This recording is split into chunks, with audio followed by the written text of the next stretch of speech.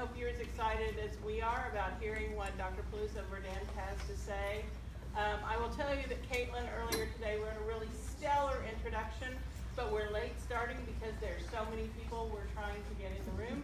So I'm not going to give it. I'm just going to say what we all know. Dr. Peluso-Verdend is a huge gift to the seminary, to the community, and to Boston Avenue Church. Amen. And if anybody can lead us through this thorny knot of where we currently find ourselves, it's him. So let's welcome him.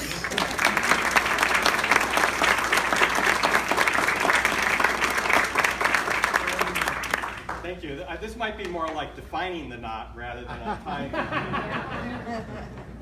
So this is, we got 5 sessions.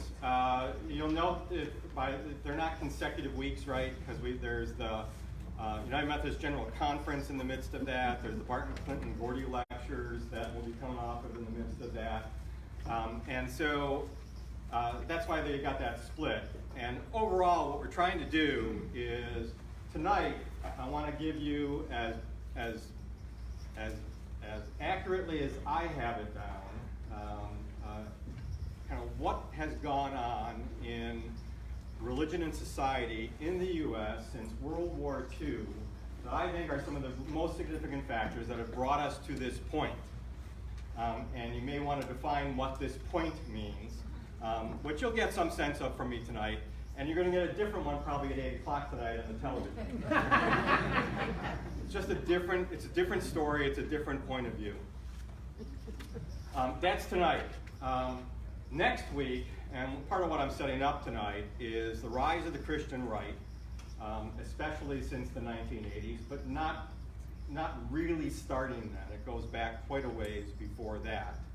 And so next week I'm going to talk significantly about the Christian right, some of which is how the Christian right is not the same as evangelicalism.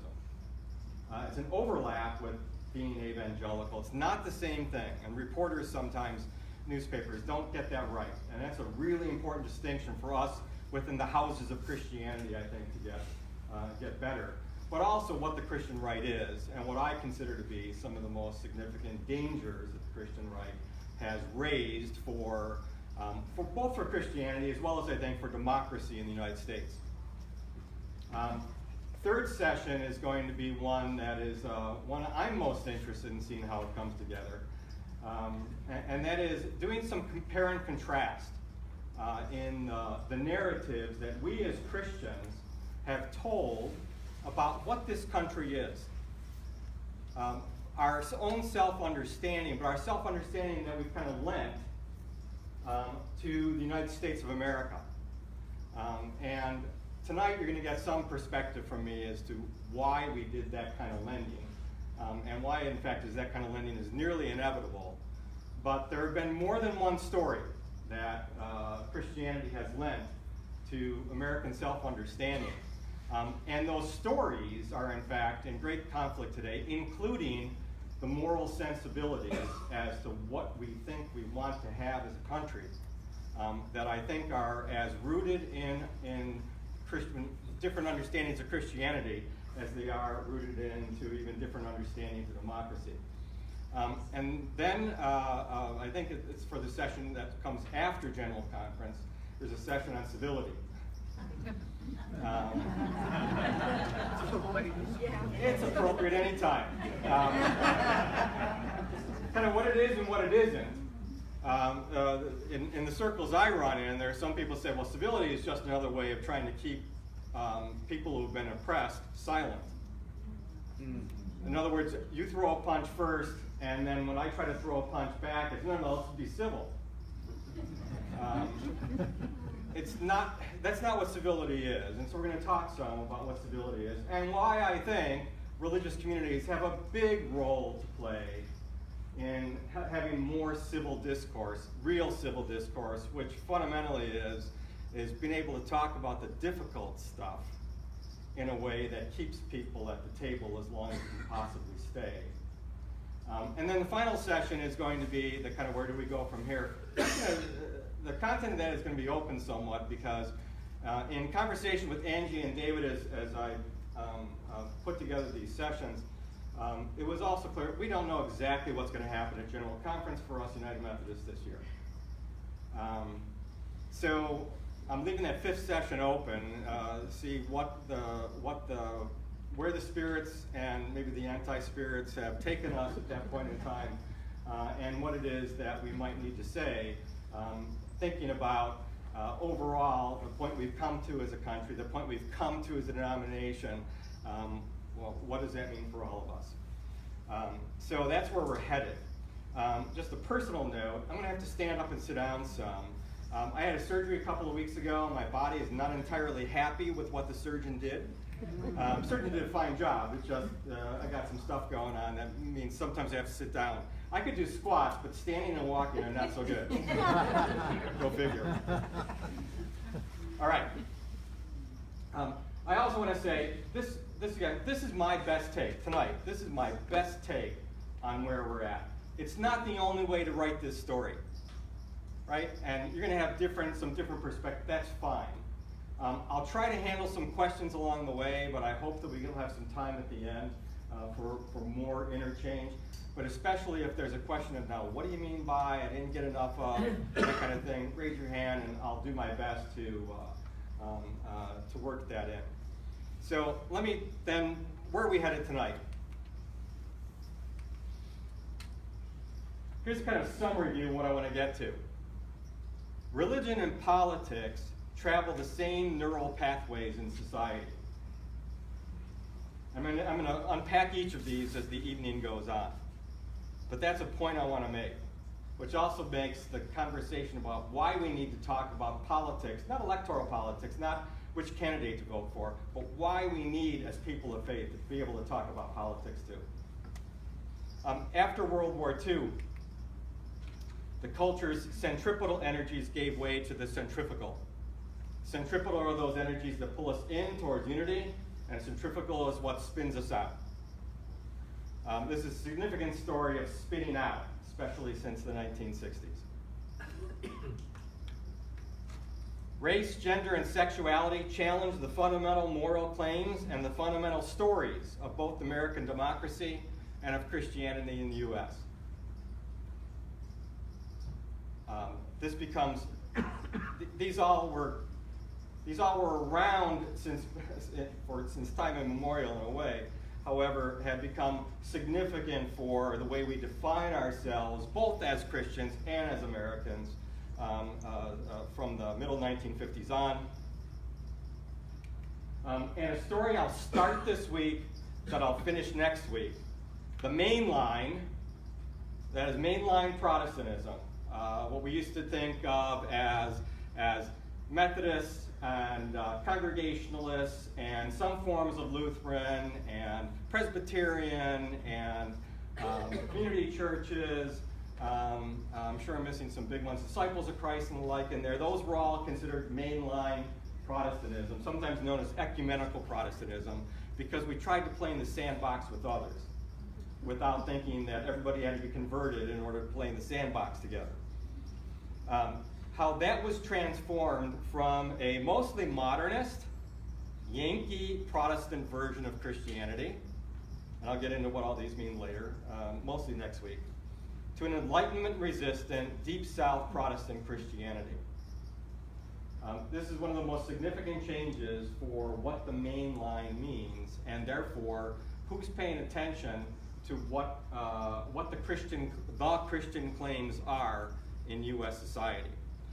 It is, again, one of the most significant changes during my lifetime. We also have these two enduring challenges with Christianity and politics. Now, this is the case throughout history.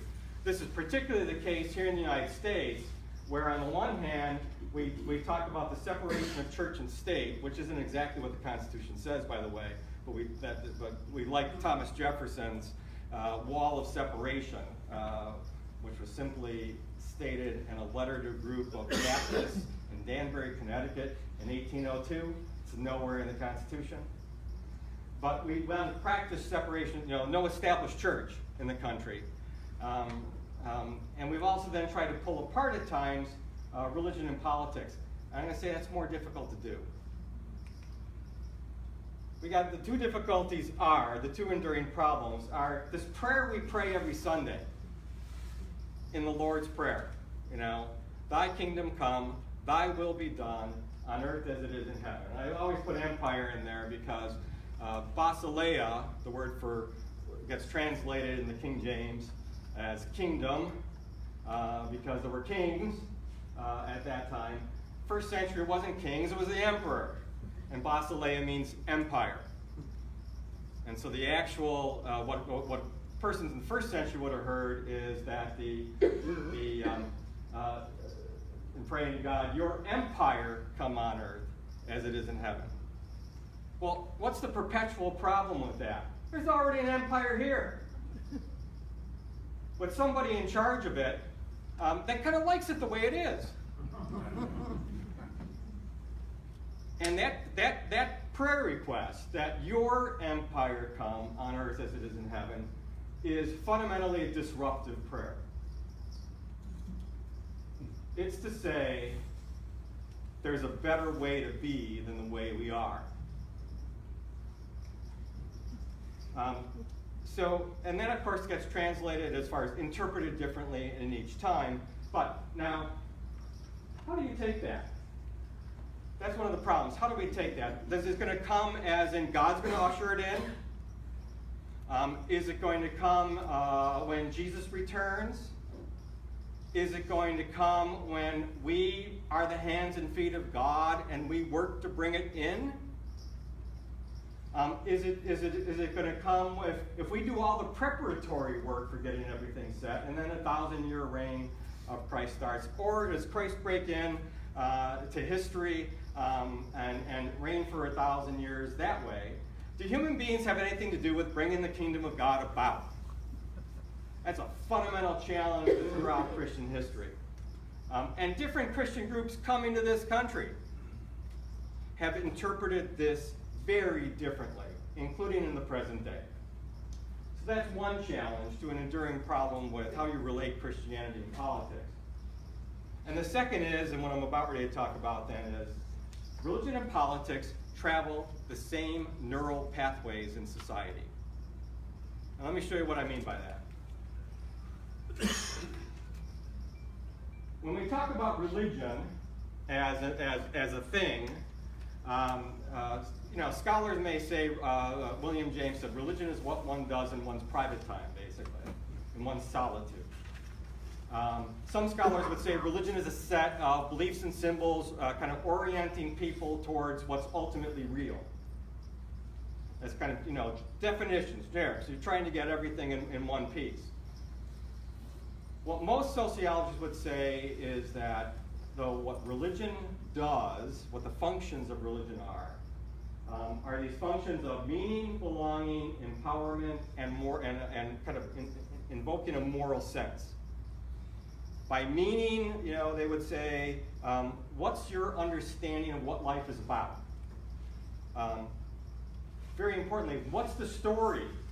What's the story in which I have a role to play? That's a basic meaning question that every one of us in this room has to answer. And that every religion postulates some answers to. By belonging, to whom do I belong? Do I belong to myself? Do I belong to God? And what defines us? Almost all the time when you define an us, it's defined over against, well, there's us and there's them.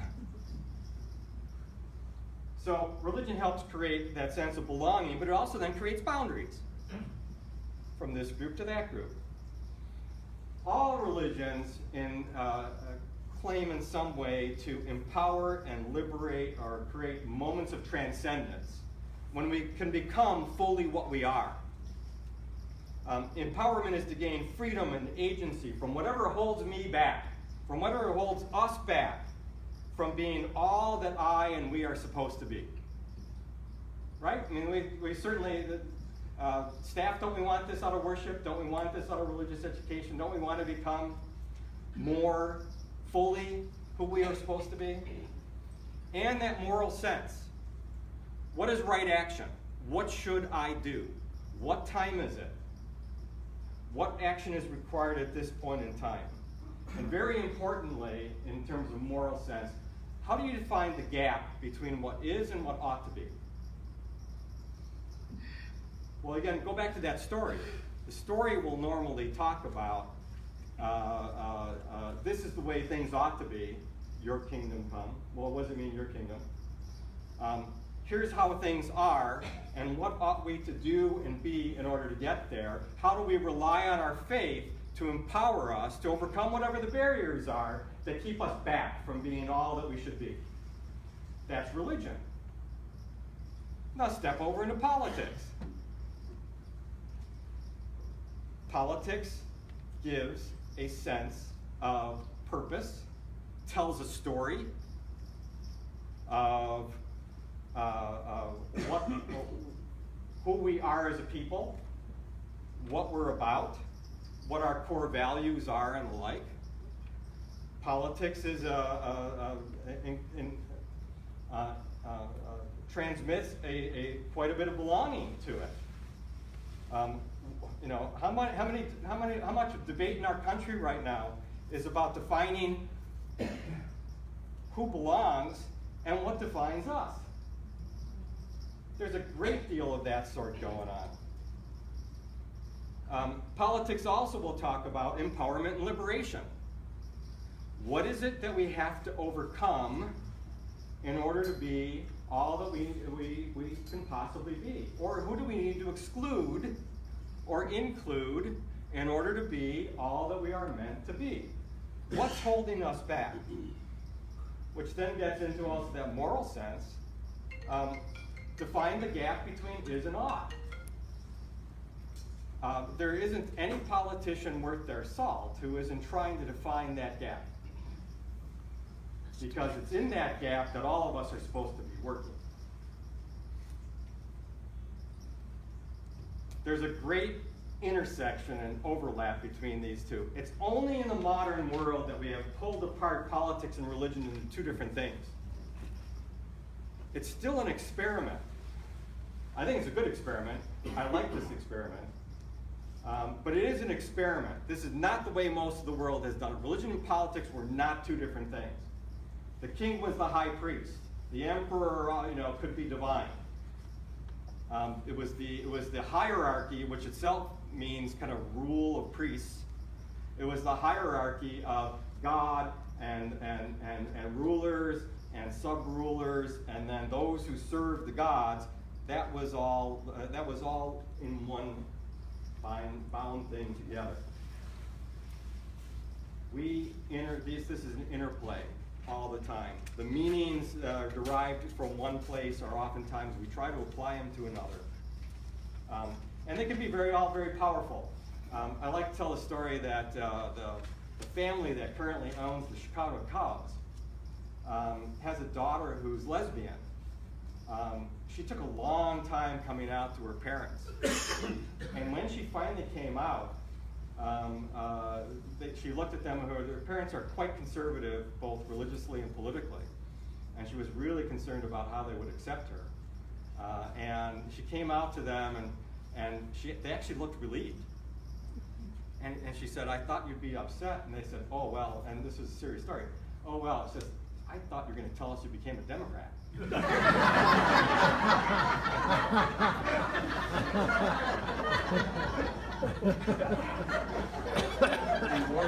Meaning, belonging, moral sense, these things interplay. So the interesting conversation is, how should these things relate? Because they've been relating. They've been relating all along. I don't think we cannot relate them. Trying to scrub out all religion from public life, I think is going to create, what it does, it creates another form of religion that takes its place. So the question always, as far as I'm concerned, is what kind of religion are we practicing in public, not whether or not we practice our religion in public. And the question also is, what kind of politics do we practice in the church? Because politics is simply about a means of sharing power. The authorized means of doing that. And there's no politics like church politics. All right. What are the potential consequences of these overlapping pathways? First, around social cohesion and alignment, that is, cohesion, hanging together as a people, being one nation, being one congregation, being one denomination, is easier when meaning, belonging, and moral sense are aligned. When we're telling the same story, when we have a common understanding of what it means to belong, what our responsibilities, privileges, and the like are, and what what our moral sense is, what's that gap between is and ought, and what to be doing it. It makes it means cohesion. It makes that so much easier than when you're going to have to deal with difference and dissent. It's the difference in dissent thing that we're still working on, and we'll continually work on for as long as there's humankind, I think. But in dealing with difference in dissent, which again it's just absolutely necessary to gain skill at, from a majority point of view, as in those who are in power, the options for dealing with difference in dissent would include, well, you try to eliminate the opposition, which could be an extermination, it could be an exile. There are ways to absolutely eliminate the opposition. It could be try to repress it. You can be around, but you must be silent. It could be to tolerate it. Now, tolerate's different from accept, right? I take toleration as I'll hold my nose, I'll tolerate it. I'll let it be around. I won't try to do anything to repress it, but I'm not going to do anything to support it either. Majority point of view might also be to protect the opposition. James Madison and others, and Alexander Hamilton, as they wrote the Federalist Papers, for instance, they said that one of the most important factors in keeping a democracy is going to be the protection of rights of the political minorities. If you try to eliminate, repress, you're going to create the circumstances for revolution. So, and then accept. From a majority point of view, if there's dissent, let's eliminate it, let's repress it, let's tolerate it, let's protect it, or let's accept it. Those are the basic options that I see it. If you are in a minority point of view, positional point of view, and there's the majority you're working with, what do you deal with when you dissent, when you beg to differ?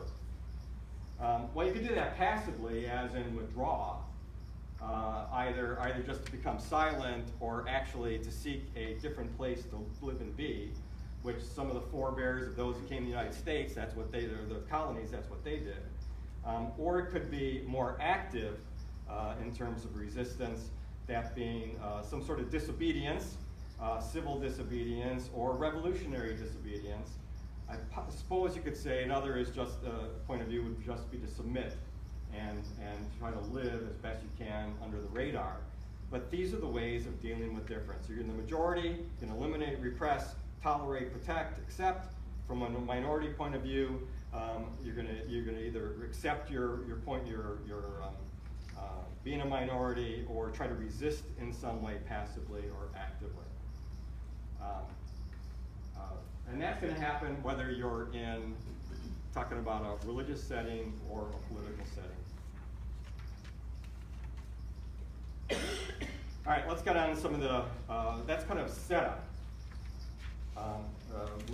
If you take nothing else away from tonight, I hope you take religion and politics really travel some of the same highways, the same pathways, and you cannot keep them clean and separate.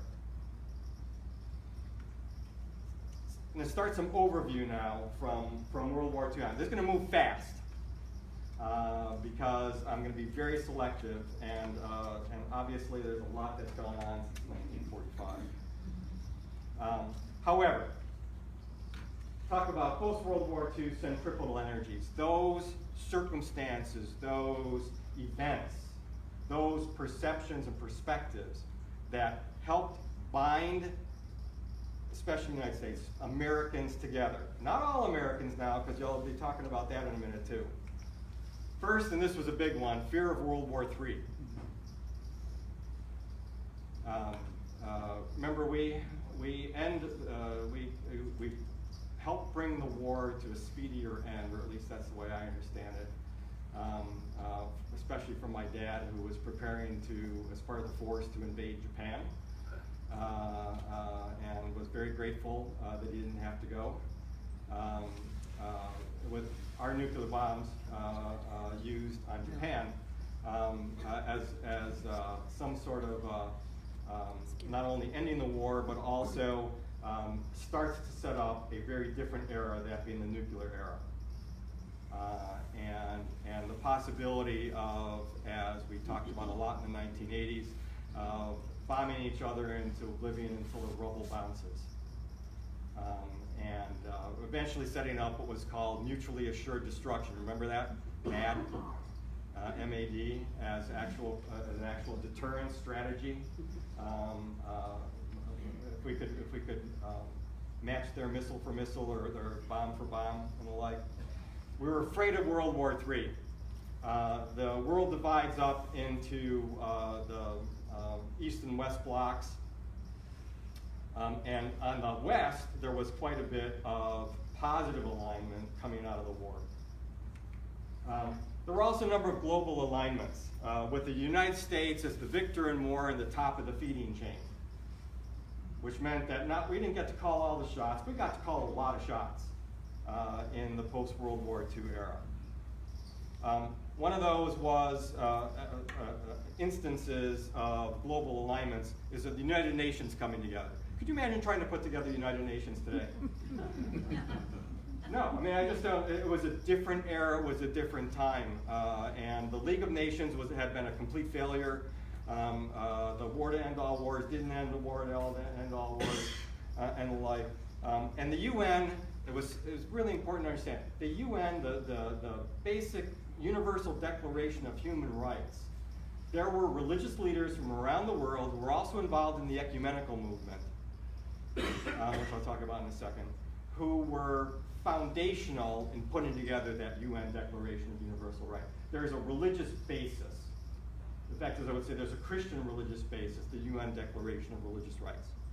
I also can't imagine in today's world a group of Christians fundamentally being able to put forth a declaration of anything that would be as accepted as that was at that period in time. So here comes the UN together. The United States and,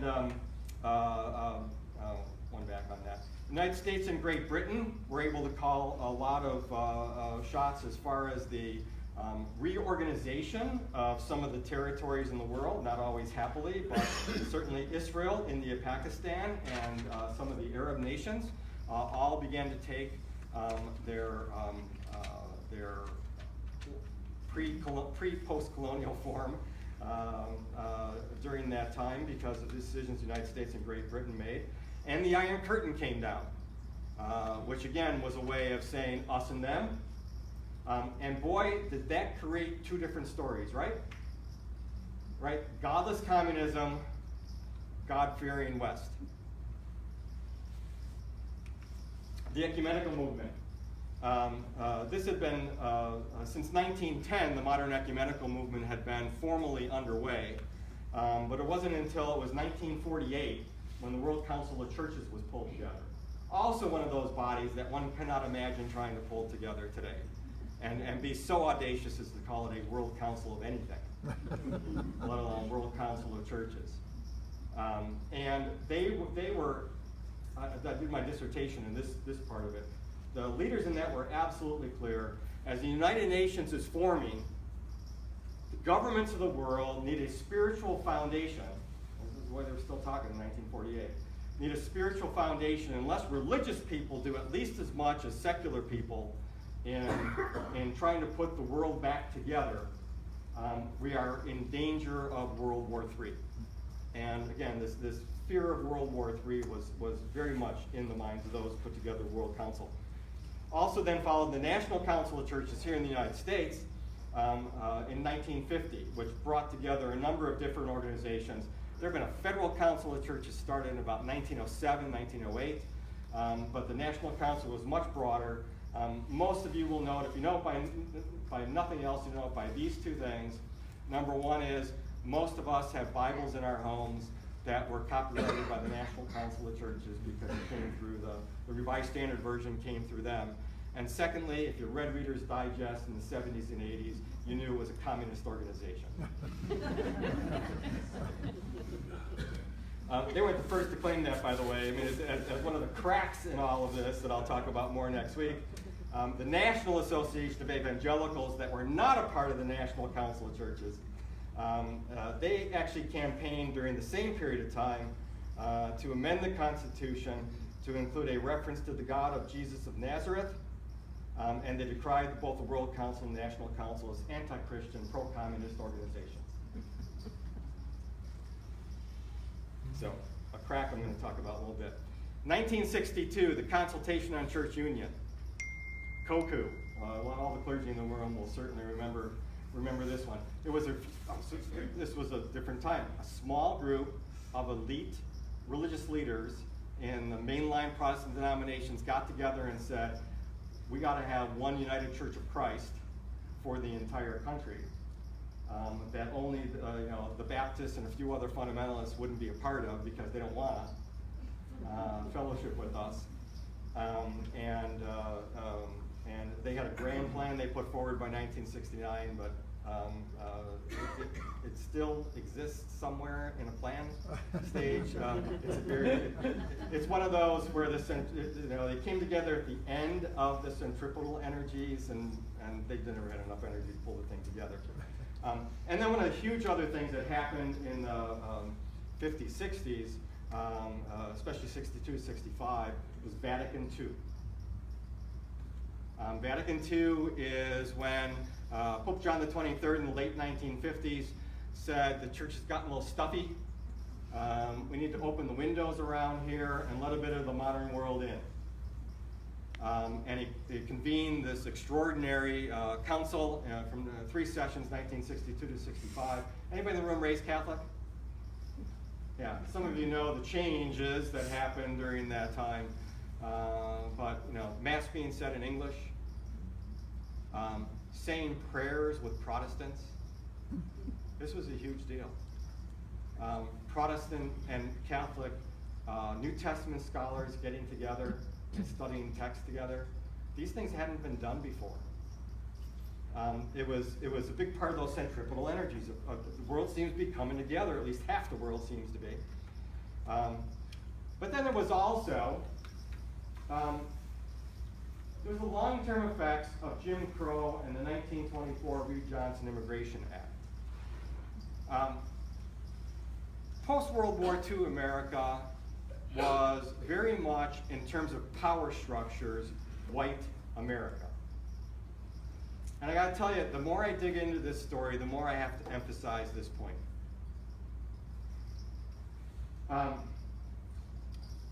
Jim Crow, of course, followed the black codes, and it was mostly felt in the South, that's right, as various ways of trying to keep white and black separate and of trying to keep white superior. But it also went largely unchallenged in most of our churches. And those places, even in the 1960s, as it was challenged, there were a number of white pastors who lost their pulpits very quickly over talking about race in church and saying that this is unjust and wrong. You probably knew about that. I don't know how much it's been so interesting to me how little of this 1924 Immigration Act is being talked about, especially in today. My grandparents came here, and we know when Grandpa came. He came from southern Italy in 1907, at a period in time when the concept of white wasn't as defined as it is today. In fact, Italians argued vociferously to be included as white. because Italians and Irish and Poles and several other European groups were not considered white by all demographers or by all politicians. So it just shows you how much turmoil there was and how much energy there was in defining whiteness. So in 1924, it was after World War I, and for the ostensible reason of this Restrictive Immigration Act was because we didn't need any more workers in the country. But it was interesting what they did. So this was a quota system. Quota system based on who already was in the country. And it was a quota system based on a 2% limitation of allowing new immigrants in coming from countries already here. Except that the huge Italian immigration, the Turks and the Greeks and the Poles and the others, was 1880 to 1920. They backed up the date from 1924 to 1890 as far as how they measured the 2%. Because they didn't want any more of what they were considered riffraff in at that point. That Immigration Act, which also, by the way, Asians were already completely excluded, except for Japanese, and Japanese now got included in the complete exclusion in the 1924 Act. That was our immigration basic law until 1965. And I'm going to show you what happened in 1965 a little bit. And what I say is why do I put this under centripetal factor? Because this, as far as a white population being in control, this isn't a positive. I'm not saying this is a positive thing. I'm saying this is a social reality. As far as a sense of a white population in control, these things both contributed to a sense of this is a white country with others who weren't white in some kind of minority status. Not just minority demographically, but minority politically. But in the midst of all these centripetal forces, there were lots and lots and lots of cracks. And we're about ready to hear about those. I think it's important to remember throughout everything I'm saying, but I wasn't exactly sure where to put the slide in, so you get them now. The United States is not simply a nation of immigrants. All of our presidents say that. That is only a partial truth. It's a shorthand. And it's not, and especially those of us in Oklahoma, we ought to say, shame on you, there's more to it than that.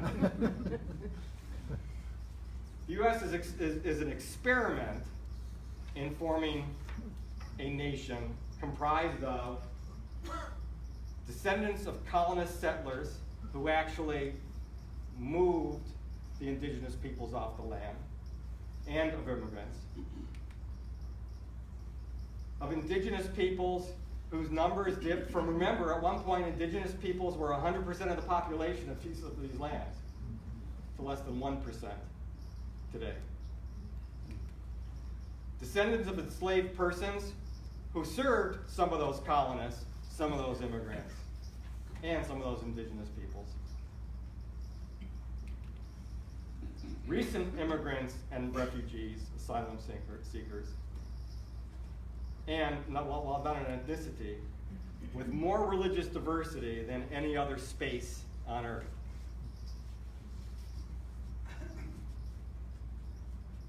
That's a complex mix.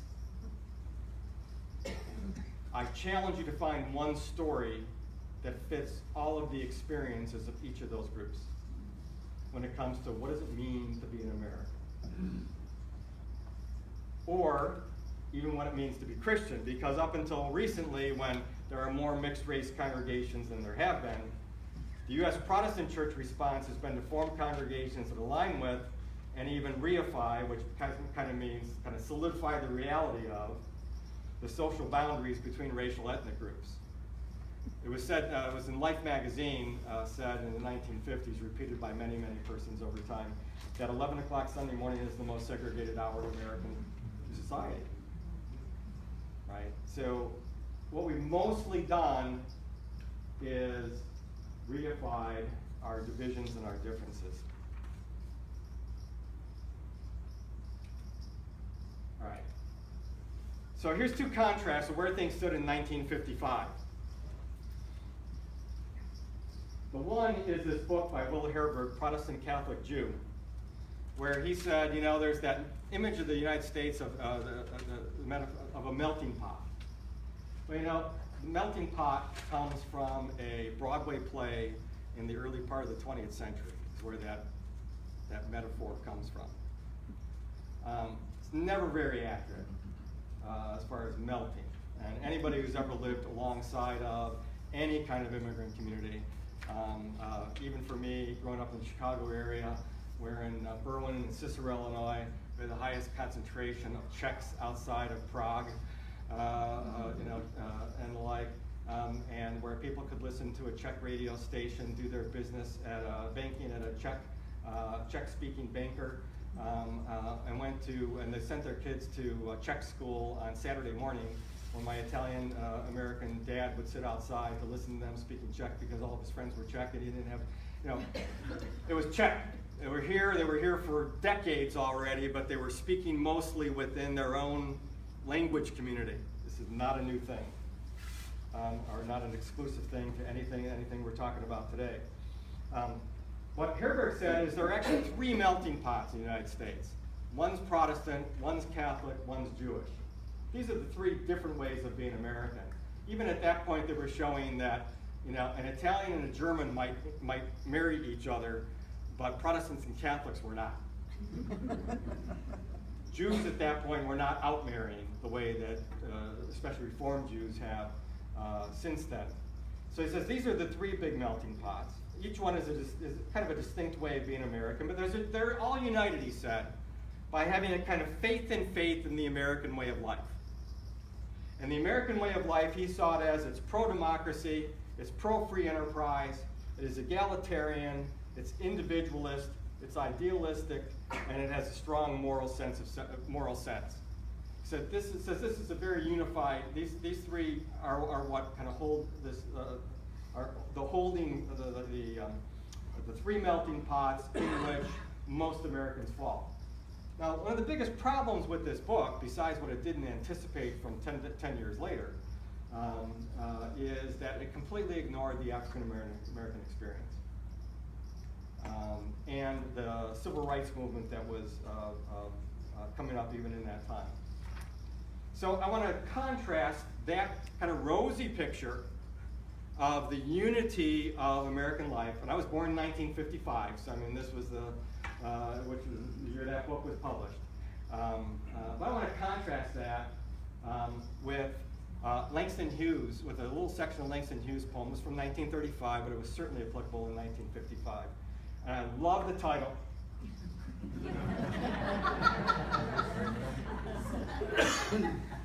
I think from Stoic. Make America Again. I'm going to put this up, but then this is just sections of it. There's a little bit of it. Oh, let America be America again. The land that has never been yet. And yet must be. The land where every man is free. The land that's mine, the poor man's, Indians, Negroes, me. Who made America, whose sweat and blood, whose faith and pain, whose hand at the foundry, whose plow in the rain, must bring back our mighty dream again. Sure, call me any ugly name you choose, the steel of freedom does not stain. For those who live like leeches on the people's lives, we must take back our land again. America, oh yes, I say it plain, America never was America to me, and yet, I swear the oath, America will be. Out of the rack and ruin of our gangster debt, the rape and rot of graft and stealth and lies, we the people must redeem the lands, the mines, the plants, the rivers, the mountains and the endless plain, all the stretch of these great green states, and make America again. Hear the contrast? between reunified melting pots and a faith in the American way of life to America has not yet been. That's really what sets up, as far as I'm concerned, the 1960s. Historians talk about there being three disestablishments of religion in the United States. The first is in the Constitution, with the First Amendment, and with Article 6. Article 6 of the Constitution says there shall be no test of office, no religious test for any office in the United States, and then the First Amendment, you know, that and its freedom. They said a second disestablishment came when a Catholic was elected president, and the Protestant empire in the United States began to diminish. And the third disestablishment came towards the end of the 1960s, when nobody could claim to be the established religion anymore. So, 1960s. Yes, we had our first Catholic president then, and I just today reread part of his speech that he gave in September 1960 to the Protestant Ministerial Association in Houston, trying to convince them that by electing him, they would not be putting the Pope in the White House.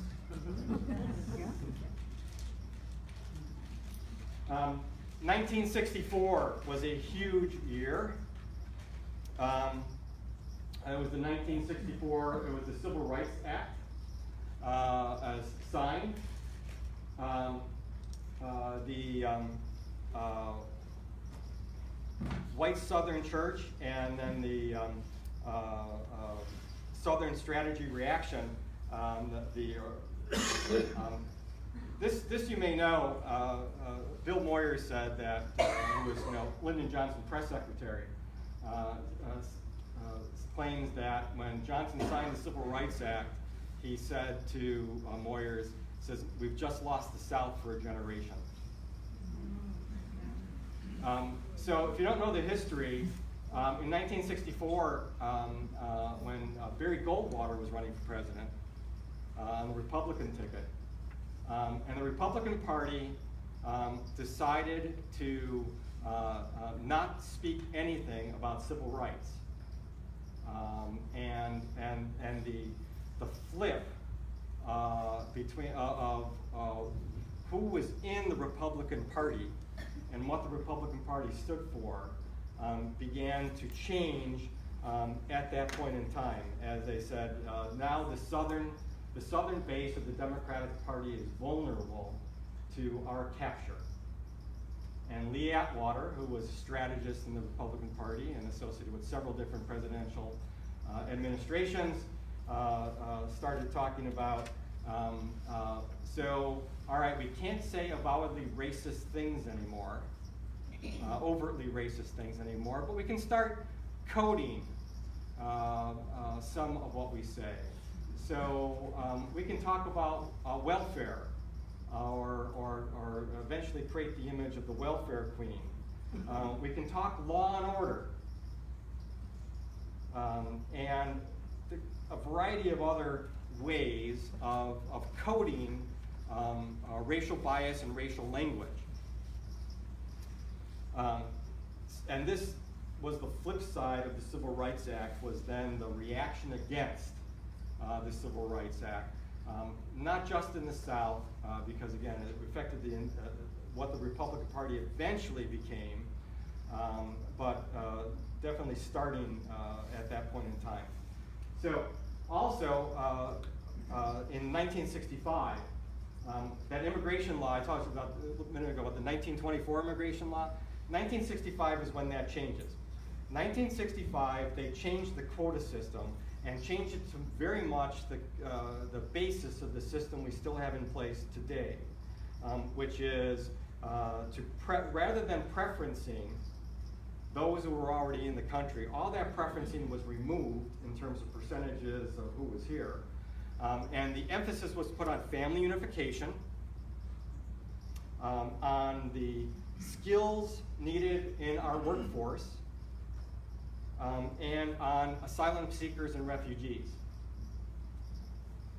Now, the interesting thing to me is that this was an Immigration Act it was developed within 4 months' time, passed with huge bipartisan support. And most of them thought, but this isn't going to change much of anything. I'm going to show you that picture in a minute. Deeper involvement in Vietnam. And I'm going to talk in a few minutes about what the consequences, I think, of the deeper involvement in that were for both church and society. 1968, the assassinations of both Martin Luther King Jr. and then Bobby Kennedy. For a lot of people, hope, dream, American dream began to wither, if not die, as well as questioning with the involvement in Vietnam, questioning the goodness of America, and are we really that good of a force in the world? And boy, did that open up a generational split for us. And cities were in flames. It was a very, very difficult time. Anybody who could have talked a decade earlier about how much unity we have couldn't have believed that so much could have happened within 10, 13, 14 years. And by the end of this time, the beginning of the open conflict within Christianity about social justice, the role of women in church and society, and sexuality. You know, one of the iconic scenes I have in mind from the civil rights movement in the earlier part of the century was seeing these Catholic clergy in collars, Protestant clergy, mostly clergy men at that time. There were very few clergy women. Some in collars, some not. Black and white. Prominent Jewish leaders, Rabbi Abraham Heschel, marching arm in arm for civil rights. And for civil rights, and for immigrant rights, and for farm worker rights, there was a lot of unity there. Then you started adding in and how are we treating women in this society and in our churches? Is there only one form of sexuality, sexual expression, which is godly? Or is the range of godly human sexualities wider than heterosexual? These things then started deeply troubling the churches. As again, these conflicts and cracks were always there. There's a difference between what's latent and what becomes manifest. And this was a time when a number of groups who had experienced oppression, repression, suppression in American society were saying, not any longer. If we're going to talk about the land of the free and the home of the brave, and about equality, we're going to make that more real. And boy, did that have challenges for both politics and religion. I'm going to show you, I'm going to also bring a couple of slides on this Immigration Act back in towards the end because it really sets up, I think, the challenges in front of us as religious people, specifically in the U.S. This is how the 1965 immigration law dramatically changed the national origin mix here. And this was just from the 1960s to the early 2000s. This was the immigration from Europe, right here, and you see it, peaking here, kind of when my grandparents came over, basically. Asian immigration, nothing because they were excluded. Latin American, well, there wasn't the socioeconomic needs that have driven so much Latin American immigration. Those were not here the same way they became here. Africa, and from other nations of the world. Do you see that? That was unanticipated.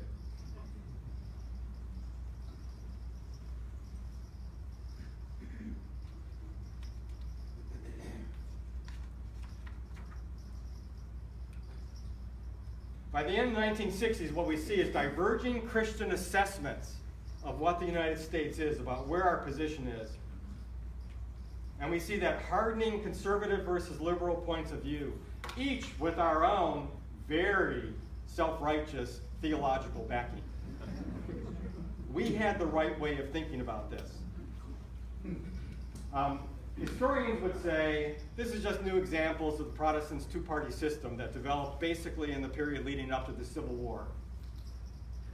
For the period leading up to the Civil War, there was a division arose as to whether or not you ought to talk about slavery in church.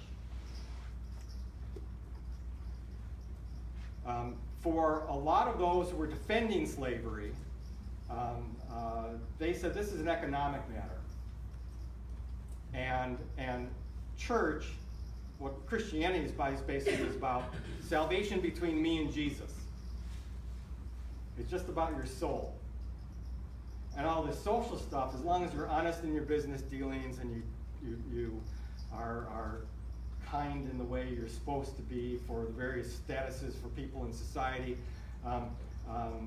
that's not church business.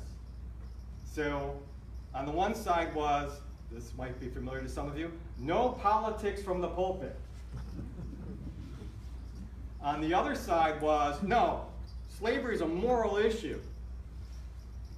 And it needs to be talked about in the church, and the church needs to be behind elimination of slavery, chattel slavery as an institution. I always want to point out to us, to my fellow United Methodists, one of the big questions that arises in history is, okay, so the church split in 1844 over two issues, slavery and the authority of bishops. Who can tell a bishop what to do? No lie, that was half of it. But slavery was definitely, the church's stance on slavery was part of it. And then here comes the Civil War, it's 1865. Slavery has been eliminated. So why did it take until 1939 for North and South to come back together? Well, the one answer is, well, a whole generation who saw any part of that war needed to die before enough resentment could be washed out of the system for these two groups to come back together. And there's a lot of truth in that. But another is that there was a two-party system that was continuing.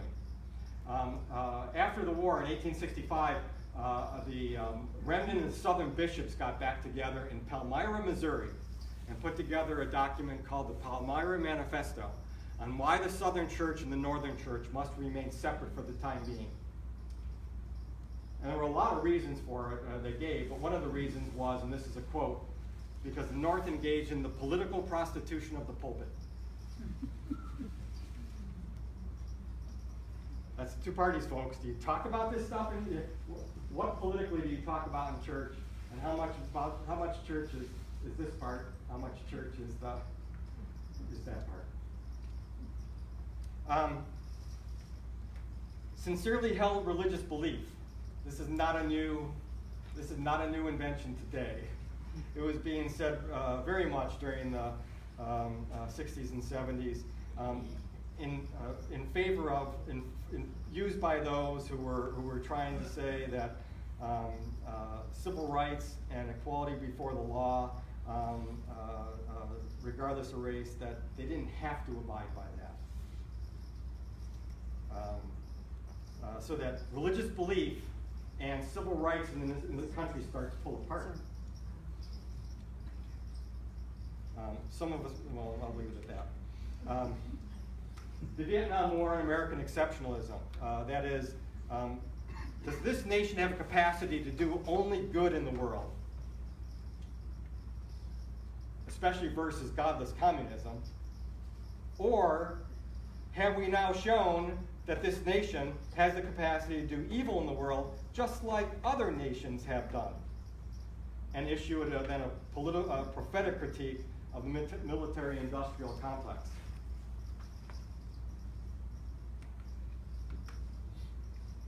Do we support the patriarchal family or women's equality and the redefinition of what family means. When we engage in foreign mission work, is it to evangelize those who yet sit in darkness, or is it a way of trying to overcome colonialism? And ways in which in the 19th century seemed like Christianity and nationalism were exported together.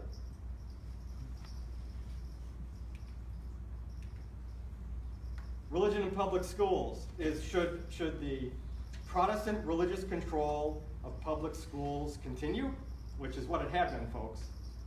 Why do Catholics oftentimes start their own schools? They were very clear about this because the schools were so doggone Protestant in their orientation. Or should all schools practice a religious neutrality, which isn't scrubbing God out, but it also isn't making any God official in school? In terms of sexuality and gender expressions, is the church to be traditional? Or can we embrace and more expressive and diverse sexualities and gender expressions?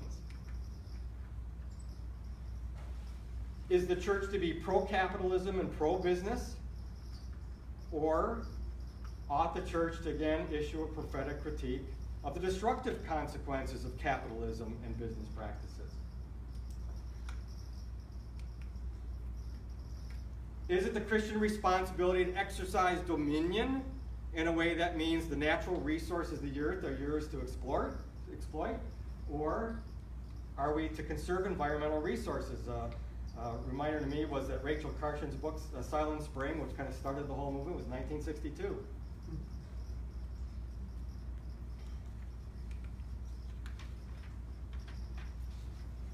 Is it our job to transform secular culture and make it Christian? Or to participate in much of secular culture and enjoy the God who can be found even there, beyond the boundaries of the church? Which all this seems to work as far as, on the more conservative side, wanting to transform secular culture, except for pro sports. There's almost no liberal pro sports people, it seems. They're all fellowship Christian athletes. And what does this all result in? One of the things that's resulted in for us as United Methodists is that there's a declining percentage of liberal, progressive, ecumenically oriented persons in Protestant churches. One of the things that happened during all this time is and that I'm going to talk about in a minute too, is that we got some people who were ecumenically oriented were so enamored with things in more secular culture that were like, well, what's the church for? Which could be one of our great victories, while it's also one of our great defeats. 1970s. Mainline Protestant decline starts being felt. Two things going on for us at that time. We were first adopters of birth control, which became widely available in the 1960s. And so we started having less kids. And we also had an exodus of youth from our congregations during that time. Remember, for those of you of age, some of the elders were saying the church is trying to move way too fast. And a whole lot of folks from the Vietnam generation were saying, oh, the church is moving way too slow. 1973, in and of that year, was Roe v. Wade, which, by the way, when it was passed, and I'll talk about this next week, Southern Baptists said this is a good piece of legislation. Because it allows a decision to a woman's individual conscience. It's only the Roman Catholic Church that opposed it at first. Watergate hearings were going on during that time, and all that meant for American society. And the American Indian movement, occupation of Wounded Knee, happened during that time. So the American Indian movement and American Indians again in American life, and for a lot of people in the United States were like, oh, American Indians, that's sort of like, they still around? We see the breakdown of ecumenical cooperation over sex and gender, and then other interests that polarize denominations. This is the period of time in the 70s when sociologists would say it used to be that the divisions were Presbyterian, Congregationalist, Methodist, Catholic, and the like. It says now the divisions cut this way. If you're a liberal Presbyterian, you have more in common with the liberal Catholic than you do with conservative Presbyterians. And by the 1970s, this was the case. Election of Jimmy Carter in 1976. It's hard for us to understand this, and for a lot of you, grew up in the South, this is still like, what? But a lot of the North didn't know much of the South until the 70s and 80s.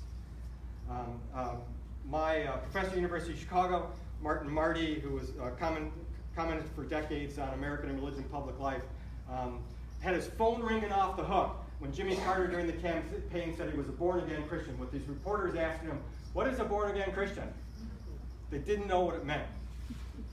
It hadn't been heard in public life before. This is also a time in the 70s, when the ecumenical main line begins to be replaced by the evangelical main line. We're not the main line anymore. We were never the main line numerically. Evangelicals, as far as denominations like Southern Baptists and like, always outnumbered us. We used to be more politically mainline, as in, look at the members of Congress. What churches did they belong to? Heavily represented Episcopalian, Presbyterian, and Methodist.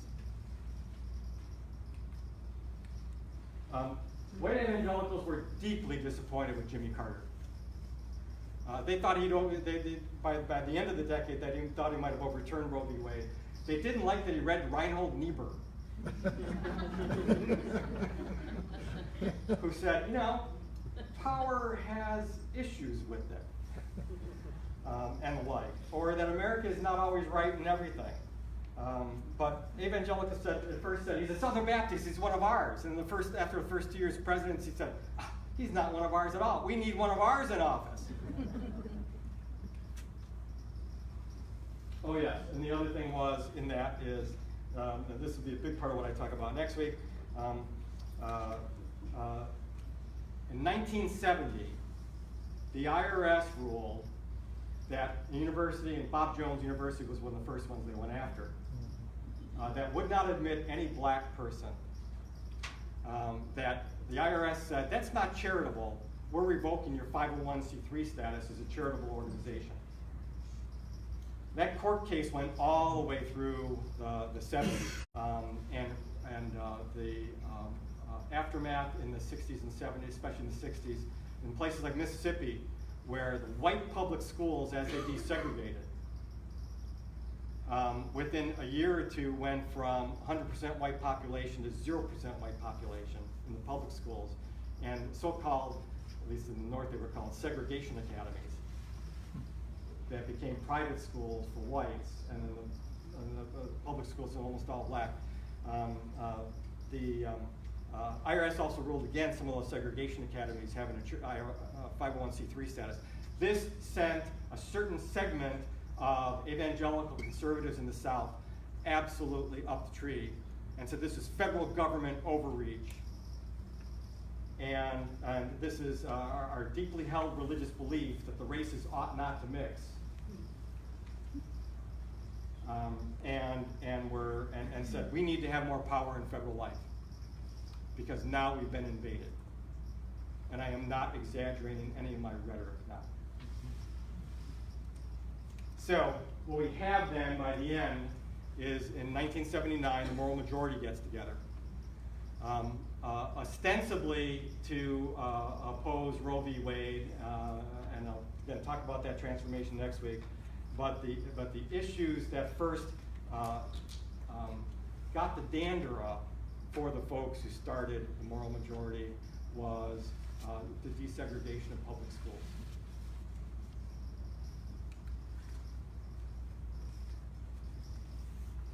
And I'm getting towards my end, I'm sorry. David Hollinger is a historian who has said, but those of us in the main line, says, here's what you contributed to American public life by being who you've been. You've helped prepare global citizens who expect to play with others, not like themselves, rather than trying to convert everybody else. You have taught a positive engagement with science, arts, and secular culture. You've been a positive force in civil rights and other justice movements. You've been a positive force as far as embracing feminism and women in leadership. You've taught a significant portion of the American populace to accept multiple sexualities and gender identities. You've taught a positive association between faith and higher education, rather than don't let them steal your faith from you as you get more educated. And you've been positive in regard to interfaith cooperation. These are all virtues that we have, by our lives, by our deeply held religious beliefs, have actually contributed to American society. But the question then becomes, so what is liberal Christianity in addition to these virtues? And one of the questions that Hollinger raises is maybe what it is you've been too successful. And you've transformed the culture enough that there are people who are asking, well, why do I have to go to church if I can get most of the things I think are important out in the culture? Which is a different perspective, I know, than a lot of you in the room have, but for a lot of younger people, this is an important question. All right, 80s and 90s real quickly. This is the megachurch movement time. I'm going to show you the slide in just a minute. There used to be almost no churches that worship 2,000 or more per Sunday in the United States. They started growing up about the same time as big box stores grew up. And we talk about isomorphism, as in there's something similar about size, the love for size in the United States. Now, it's interesting too, the megachurch movement arises about the same time that the Christian right is forming, and boy, what an excellent place to distribute values voter guides. More and more Christians are worshiping in fewer and fewer congregations. This is always startling, I know, when I say it to folks, but it's worth hearing. Today, the average church has 70 persons in worship in the United States. Average has 70. But the vast majority of congregants worship in congregations more than 400. In other words, there are more and more Christians in fewer and fewer churches. In fact, the largest 7% of congregations contain half of all churchgoers in the United States. 7% of congregations, half of all churchgoers. Younger persons tend to be choosing evangelical megachurches if they're going to church at all. It was in the 80s and 90s when dress became much different for a lot of places in the United States for what you wear to go to church. And prior to this time, most people really didn't know anything about Pentecostalism and charismatics, which is now clearly the fastest growing mode of Christianity on the planet. Not just in the United States, on the planet. This is the megachurch explosion. This is 1960, and there's 0. And here's the number of megachurches, 2,000 or more in worship. Membership is not a thing. It's attendance. It's worship attendance. Even that, as everybody will tell you, is quite different today than what it once was. 1970, 1980, 1990, 2000. By the way, Willow Creek starts right about here, for those of you who know what Willow Creek is. Today, as I said, it goes up to 2012. There are about 1,700 megachurches. 1,700. From what happened in society from 1960 with hardly any to nearly 1,700 now. That's huge, huge. And here's something that's really important to know about those. And the victor goes to non-denominational, 40% of those, Southern Baptist, 16% and the like. As far as how they self-identify, 71% identify as evangelical, 7% moderate. You see the rest of these. Fundamentalist, 1%, liberal, 0.5%.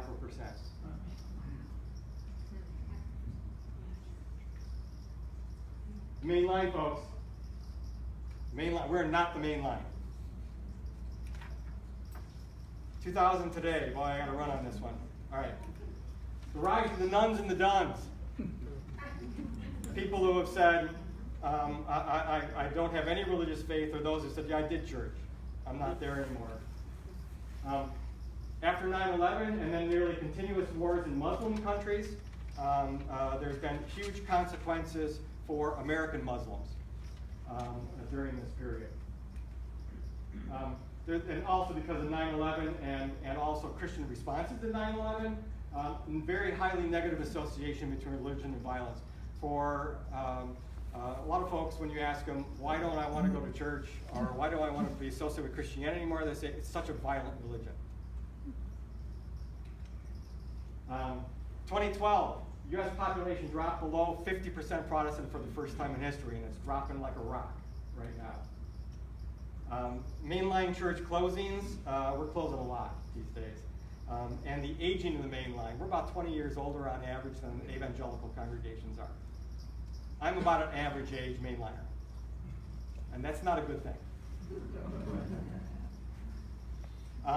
Continual growth of the Pentecostal charismatic movements globally and locally. I'm going to talk about them next week when I talk about different evangelicals and fundamentalists and Pentecostals alike. Interesting for the Roman Catholic Church, which is now nearly a third Hispanic. They're about the same percentage of American population as they had been 50, 60 years ago, but very different as to what the demographic makeup of that population is. And they are just rocked and rocked and rocked. This abuse crisis is rocking them to their core in the U.S. and in Europe. Negative association is developed between young people and political religion. I'm really curious how long the Christian right's going to last. Not only because of how white it is, again, I'll talk about that next week, but also because younger people, even younger Southern Baptists and the like, they're seeing that it's been too close association between a particular kind of Republican politics and a particular kind of Christianity that has been detrimental to Christianity. And interesting generation gaps between among evangelicals and Catholics and among Hispanics and African Americans regarding the acceptance of civil rights for same-sex relationships. Much, much higher with younger people than with the older generation. So again, some of the issues we're facing today, I'm really interested to see what 20 years are going to bring. And it was also, this is starting with the George W. Bush administration. That's a big, big deal now in the current presidential administration. Christian political energies are focused on getting the right federal judges and the right Supreme Court judges. If you follow it all, the more Christian right politics, this is where the energy is who these federal judges can be. Real quickly, just to show you where some things have come to. In 1955, 70% of the country identified as Protestant. In 2015, it was down to 38%. As far as identifying as none, in 1955, 2% of the population identified as none. Today, 17% identify as none. Now let's go to generationally on that. Unaffiliated in the silent generation of World War II, boomers, Xers, older and younger millennials, went from 11% unaffiliated in the silent generation to 36% among younger millennials. And these figures here, one of the concerning things that everybody who cares about institutional church life is there's no indication that this is comparing participation at the millennials' age back then. So it wasn't I had 2 kids, I got married, I had kids, I wanted them baptized, and when I went to church here versus I'm a single person in college here. This is more like, person in college. So it's not that as I get older, I'm going to get more religious. We don't think that's going to happen this time. All right, I want to come back to those immigration charts for just a minute. This is the region of birth. Green is Europe. Purple is Asia. This color here is the Americas. This is Africa. And you see what it was in 1960, when there were still a lot of people coming from like England, the United States, versus today. That's a huge change. That's a huge change. Another look at that is this. This was Italy, Germany, Canada, United Kingdom, Soviet Union, Poland, 1960, Mexico, Korea, India, Guatemala, El Salvador, Dominican Republic, Cuba, China, Vietnam, Philippines. What a huge, huge difference. Especially when we've tended to do our religion the same way. We've tended to use religion to reify or to keep the boundaries rather than close them off. All right, ending for today. I think there's a growing crisis for both democracy and Christianity in the U.S. I know I'm not saying anything that you haven't thought about. In this book, How Democracies Die, which I highly recommend, it's a difficult read, but I highly recommend it. The authors say that there was basically a white gentleman's agreement in Congress between the end of the Civil War and the beginning of the Civil Rights era. Most of Congress was white, except for Reconstruction. And after Reconstruction ended, most of Congress is white. There was a white gentleman's agreement. And that civility, as it existed during that period of time, that we oftentimes, I'm not sure who the we is, but we think of as, oh, we ought to go back to a more civil period. It was also a homogeneous racial period as far as the elected leadership. And their claim is there's yet to be a strong multicultural democracy in the United States. It's work yet in front of us, rather than something to be made great again. It's the Make America Again side of things. There are currently multiple versions of Christianity and multiple versions of democracy in play in the United States. If you never thought about the difference between Athenian democracy, which was based on a few men in power and a slave economy, which is what a whole lot of the South in Civil War days thought that was democracy, versus Yankee democracy, and what that meant, there were huge differences, and those are in play today, folks. Christianity can strengthen democracy, I think. It can weaken it, or it can decide not to play.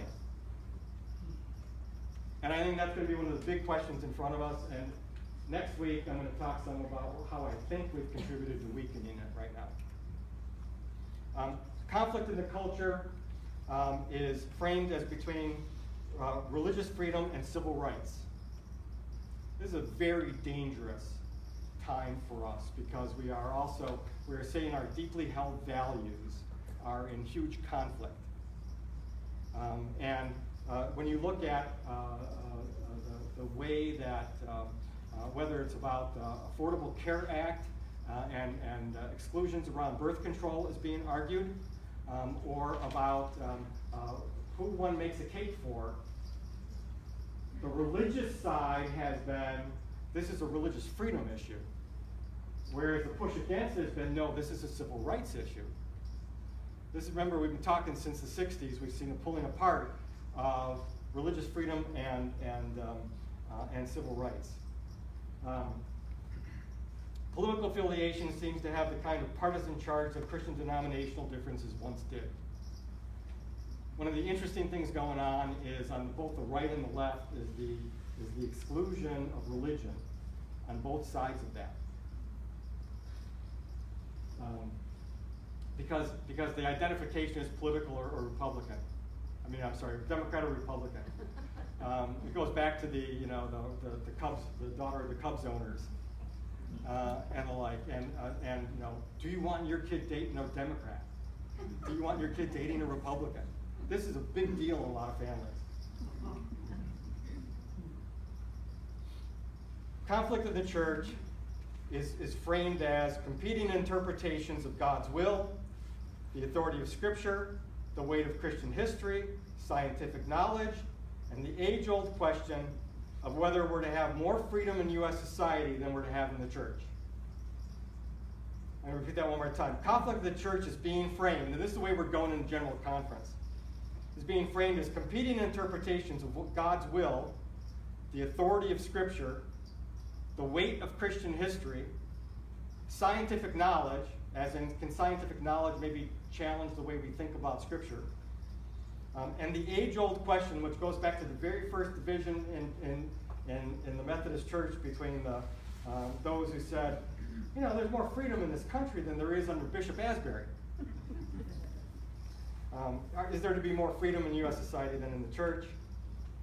And white supremacy is incompatible with the promise of America, but has been a powerful factor in every era of American life. And the demographics of America, as in all that diversity I was just showing you, is not in its favor for its long term, which I think is a good thing. So, as we conclude, getting back to religion and politics, I'm going to leave you with the question, has partisan politics infected religion, or has political religion polarized our politics?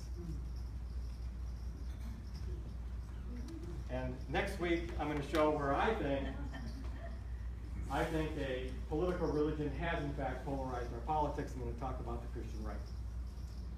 So I know we're past time. I'm happy to take questions. I'm also, if you need to leave and do what you need to, fine. If you want to talk to me individually, fine.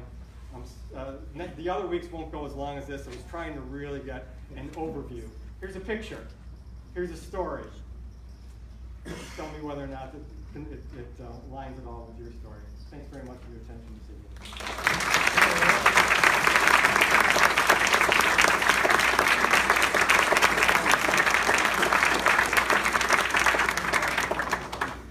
And again, I'm happy to hang on a little if you have some questions you want to ask. I know.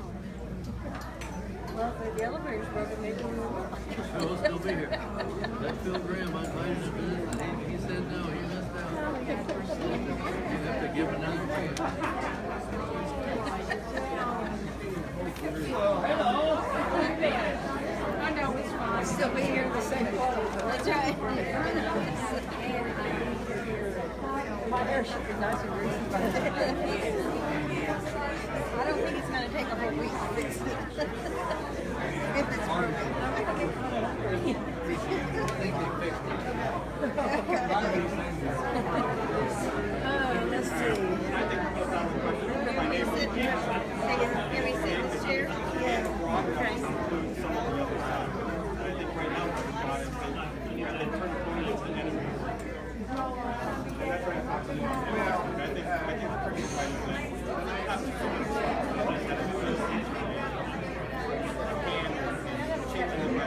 Not just